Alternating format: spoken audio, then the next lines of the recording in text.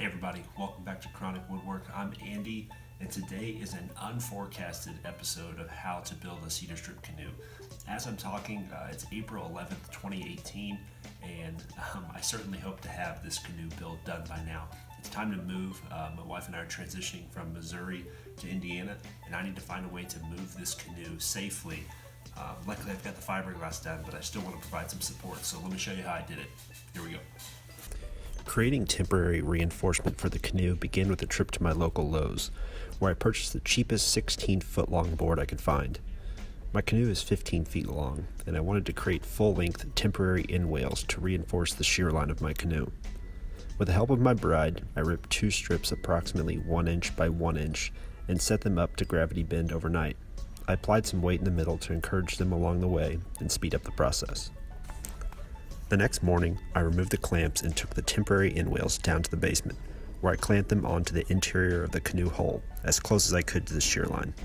In retrospect, I should have ripped the strips a bit smaller to provide more flexibility. Without physically connecting my temporary supports to the canoe, I had to get a bit creative, so I placed some lateral supports between my temporary end wales and marked the required length. These supports are much like the yokes or seats that will eventually provide permanent strength to the hull. After marking the length, I moved my bandsaw and notched both ends of my lateral supports. These notches will allow me to lock them in place between the temporary end wales with screws and ultimately prevent the canoe from compressing. At least that's my theory. I repeated this process several times over, simply marking the lateral length supports, cutting notches, and securing them to the end wales with screws. Upon watching the footage myself, I understand that the number of supports I used was a bit of overkill, but I was a nervous wreck preparing to move this canoe. You'll see me add 2 more here at the end. Better safe than sorry. The temporary supports kept the canoe from compressing, but I was also concerned about expanding due to air pressure. To mitigate this risk, I used shrink wrap around the entire canoe hull. This secured the temporary supports in place, and to test for strength, I lifted the canoe at each end by grabbing the supports. It felt secure, but I was still nervous. Will it work? Only time will tell that. I started to prep Mama Chronic's van for the canoe transit. I first spread the roof racks as far apart as possible for stability. Then I used some towels to distribute the weight and provide a little padding. I know it looks dumb, but it worked, so it really can't be that dumb. Then it was finally time to move the canoe from its place of birth.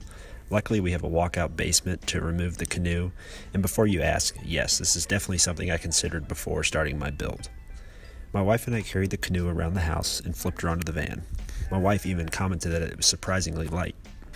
We did some fine-tuning on where the canoe should sit and eventually tied it down with several ratchet straps. There are many videos on how to secure your canoe to your vehicle, so I skipped this portion just to be concise, but I'll be sure to post a few links below. Then it was moving time. I had no choice but to just have faith in my prep work. We took off and traveled a few miles before I stopped and checked the straps. I was able to tighten them a small amount, but nothing of concern. So we pushed on. The canoe got to see the St. Louis Arch in the beautiful, albeit slightly boring, southern Illinois countryside. Notice all the cars blowing by me on the freeway? I was doing 5 to 10 under the speed limit just to be safe. I got 1 thumbs up and 1 middle finger. I think I deserve them both. Almost Indiana. And finally we made it, pulling into the driveway of the new house. I was, and still am, relieved that all of my hard work wasn't just a bunch of toothpicks on the side of I-44. Thanks to my buddy Ryan, who I've known since grade school, for helping me download the canoe. Unfortunately, the canoe is going to continue to be neglected for just a little while we complete some renovation work on our new home. And a final note for you here. All right, guys, so here it is. Almost a month later, I'm finally getting around to filming the exit for this episode of Chronic Woodwork, How to Build Your Cedar Strip Canoe. A lot of you are undoubtedly asking, why has it taken a full year to build this canoe? And everyone's got excuses, right? It'd be easy for me to point to the fact that we have a daughter who's getting ready to turn 1 next week. It'd be easy to point to my job or the new job I just started. The reality is we all have jobs, a lot of us have kids, and that's not an excuse. What it really comes down to, and I don't want to use the word in the wrong context, is anxiety, right?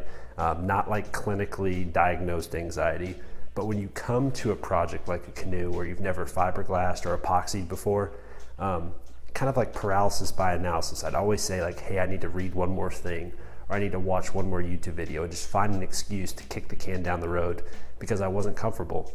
And that is what has led to this project lasting for over a year. I don't really know what to tell you besides being truthful about it. If you're building your canoe for the first time, I would expect you to have a lot of the same feelings, some of the same emotions. Don't stress it too much. Approach the step when you're ready, because a lot of this stuff cannot be redone. I'm gonna get back to work. I finally got the garage in a reasonable, livable, workable standard. So we're gonna finish this off, but no promise on the timeline. We'll see you soon.